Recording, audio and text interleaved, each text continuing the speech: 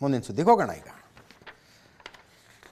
ರೇಣುಕಾಸ್ವಾಮಿ ಕೊಲೆ ಪ್ರಕರಣದಲ್ಲಿ ಜೈಲಿನಲ್ಲಿರುವ ದರ್ಶನ್ಗೆ ಇವತ್ತು ಕೂಡ ಬ್ಯಾಡ್ ನ್ಯೂಸೇ.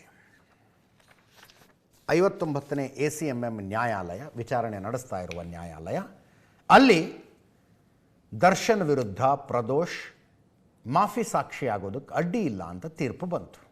ಅದನ್ನು ದರ್ಶನ್ ಪರ ವಕೀಲರು, ಹಸ್ಮತ್ ಪಾಷಾ ಈಗ ದರ್ಶನ್ ರಿಪ್ರೆಸೆಂಟ್ ಮಾಡ್ತಾ ಇರೋದು, ದರ್ಶನ್ ಪರ ವಕೀಲರು ಅದನ್ನು ವಿರೋಧ ಮಾಡಿದ್ರು. ಅಲ್ಲೇ ಜೋರು ಚರ್ಚೆ ಆಯಿತು.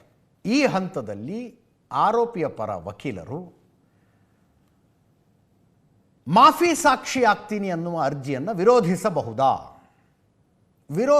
ವಿರೋಧಿಸೋದಕ್ಕೆ ಬರೋದಿಲ್ಲ, ಕಾನೂನಲ್ಲಿ ಅವಕಾಶ ಇಲ್ಲ ಅಂತ 59ನೇ ACMM ಕೋರ್ಟಿನ ನ್ಯಾಯಾಧೀಶರು ಒಂದು ಆದೇಶ ಕೊಟ್ಟರು. ಈಗ ವಿರೋಧ ಮಾಡೋದಕ್ಕೆ ಬರೋದಿಲ್ಲ ಅಂತ.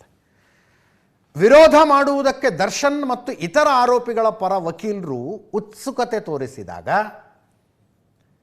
ಸ್ಪೆಷಲ್ ಪಬ್ಲಿಕ್ ಪ್ರಾಸಿಕ್ಯೂಟರ್ ಪ್ರಸನ್ನ ಕುಮಾರರು ಕೇಳಿದ್ರು, ಪ್ರದೋಷ್ ಮಾಫಿ ಸಾಕ್ಷಿ ಆಗಬೇಕಾ ಆಗಬಾರ್ದಾ ಅನ್ನೋದು ನಿಮ್ಮನ್ನು ಕೇಳಿ ತೀರ್ಮಾನ ಮಾಡ್ಬೇಕಾ?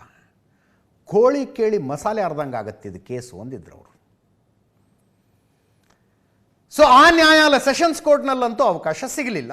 ಹೈಕೋರ್ಟಿಗೆ ಅಪ್ಲಿಕೇಶನ್ ಹಾಕಿದ್ರು. ಮೇಲ್ಮನವಿ ಹೈಕೋರ್ಟಿಗೆ ಬಂದಿತ್ತು. ನಾಗಪ್ರಸನ್ನರ ಪೀಠದೆದುರಿಗೆ ಅರ್ಜಿ ವಿಚಾರಣೆಗೆ ಬಂತು. ಇಲ್ಲೂ ಕೂಡ ದರ್ಶನ್ ಪರ ವಕೀಲರ ಅರ್ಜಿ ಎಂಟರ್ಟೈನ್ ಆಗಲಿಲ್ಲ, ತಳ್ಳಿ ಹಾಕಲ್ಪಟ್ಟಿತು. ಈ ಹಂತದಲ್ಲಿ ನೀವು ಅಬ್ಜೆಕ್ಷನ್ ಹಾಕೋದಕ್ಕೆ ಬರೋದಿಲ್ಲ ಅಂತ ಹೇಳ್ತು ಕೋರ್ಟ್. ನಾನು ಮಾಫಿ ಸಾಕ್ಷಿ ಆಗ್ತೀನಿ ಈ ಕೇಸ್ನಲ್ಲಿ ಅಂತ ಪ್ರದೋಷ್ ಅಪ್ಲಿಕೇಶನ್ ಹಾಕಿದಾಗ 11 ಪುಟಗಳ ಅಪ್ಲಿಕೇಶನ್ ಇದೆ. ಆತ ಬರೆದು ಕೊಟ್ಟಿದ್ದಾನೆ. ಅದರಲ್ಲಿ ತಾನು ಏನೇನು ನೋಡಿದೆ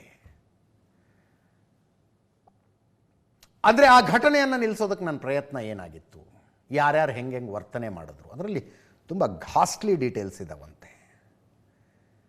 2 ಕಾಲಿನಿಂದ ಆತ ದರ್ಶನ್ ರೇಣುಕಾಸ್ವಾಮಿಯ ಎದೆ ಮೇಲೆ ತುಳಿದಾಡ್ದ ಅನ್ನೋದರಿಂದ ಹಿಡಿದು ರೇಣುಕಾಸ್ವಾಮಿ ನೇಣಾಕಕ್ಕೆ ಹೋಗಿದ್ರು ಇವರು ಅನ್ನೋ ತನಕದ ವಿವರಗಳಿದ್ದಾವಲ್ಲಿ.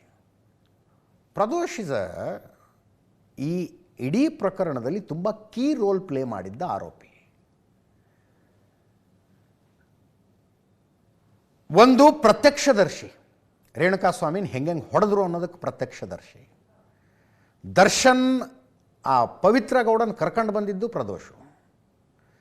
ಅವರಿಬ್ಬರು ನಿತ್ರಾಣಗೊಂಡಿದ್ದ ರೇಣುಕಾಸ್ವಾಮಿನ ಬಿಟ್ಟು ಹೋಗ್ಬಿಡ್ತಾರೆ. ದರ್ಶನ್ ಪವಿತ್ರ ಗೌಡ ಈ ಕಡೆ ಇವನು ಪ್ರಾಣ ಹೋಗುತ್ತೆ, ಸತ್ತ ಇವನು ಅಂತ ಮೆಸೇಜ್ ಹಾಕೋದು ಪ್ರದೋಷನೇ.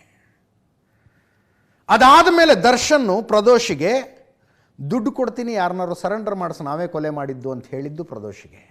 30 ಲಕ್ಷ ದುಡ್ಡು ತಗೊಂಡಿದ್ದು ಪ್ರದೋಷ. ನೀನು ಯಾರನ್ನೂ ಸರೆಂಡರ್ ಮಾಡಿಸದೆ ಹೋದರೆ ನಾನು ಗುಂಡು ಹಾರಿಸ್ಕೊಂಡು ಸೂಸೈಡ್ ಮಾಡ್ಕೋತೀನಿ ಅಂತ ದರ್ಶನ್ ಎದುರಿಸಿದ್ದು ಪ್ರದೋಷನ್ನೇ. That important he is in this case. ಪ್ರದೋಷನ್ ಮಾಫಿ ಸಾಕ್ಷಿ ಆಗಿಸಬಾರ್ದು, ಆತ ಕೊಟ್ಟಿರುವ 11 ಪುಟಗಳ ಹೇಳಿಕೆ ನಮಗೆ ಕೊಡಬೇಕು ಅಂತ ವಾದ ಮಂಡನೆ ಮಾಡಲಾಯಿತು. ನ್ಯಾಯಾಲಯ ಒಪ್ಕೊಳ್ಳಿಲ್ಲ. ನಾಗಪ್ರಸನ್ನರ ಪೀಠ ಒಪ್ಪಿಕೊಳ್ಳಲಿಲ್ಲ. ಅವರ ಅರ್ಜಿಯನ್ನು ತಳ್ಳಿ ಹಾಕಿದೆ. ಅವರು ಹೇಳಿದ್ದು, ಬಸವರಾಜ್ ಮುತ್ತಿಗಿ ಮಾಫಿ ಸಾಕ್ಷಿ ಆಗುವಾಗ ಯೋಗೇಶ್ ಗೌಡ ಕೊಲೆ ಪ್ರಕರಣದಲ್ಲಿ ವಿನಯ್ ಕುಲಕರ್ಣಿನೂ ಹೀಗೆ ವಾದ ಮಾಡಿದ್ರು. ವಿನಯ್ ಕುಲಕರ್ಣಿಯ ಅರ್ಜಿಯನ್ನು ಹೈಕೋರ್ಟ್ ತಳ್ಳಿ ಹಾಕಿತ್ತು. ಹೈಕೋರ್ಟ್ ಅರ್ಜಿ ತಳ್ಳಿ ಹಾಕಿದ್ದು ಕರೆಕ್ಟು ಅಂತ ಸುಪ್ರೀಂ ಕೋರ್ಟ್ ಹೇಳಿದೆ. ಹಾಗಿದ್ದ ಮೇಲೆ ನಿಮ್ಮ ಅರ್ಜಿನ ಹೆಂಗೆ ಎಂಟರ್ಟೈನ್ ಮಾಡೋಣ ಅಂತ ಕೇಳಿದ್ದಾರೆ ನ್ಯಾಯಾಧೀಶರು. ಕರೆಕ್ಟ್. ಇದರೊಂದಿಗೆ ಇವತ್ತಿನ ನ್ಯೂಸ್ ಅವರು ಮುಗಿಸ್ತಾ ಇದ್ದೀವಿ. ನೇರ ದಿಟ್ಟ ನಿರಂತರ ಸುದ್ದಿಗಾಗಿ ನೋಡ್ತಾ ಇರಿ ಏಷ್ಯಾನೆಟ್ ಸುವರ್ಣ ನ್ಯೂಸ್.